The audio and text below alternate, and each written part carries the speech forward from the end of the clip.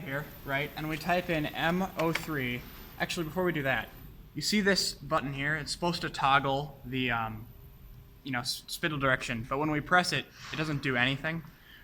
So when we do M03 S1000, which would be spin clockwise at 1000 RPM, and we hit cycle start, you can see that it begins to run that, right? It actually does that as requested. So when we stop that and we type in M04 S1000 and we hit it,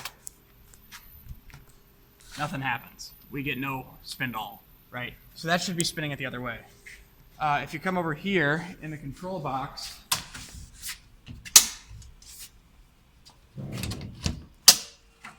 you'll see we do have a VFD, but it's throwing it's basically not doing anything. So we're not really sure what's going on with that.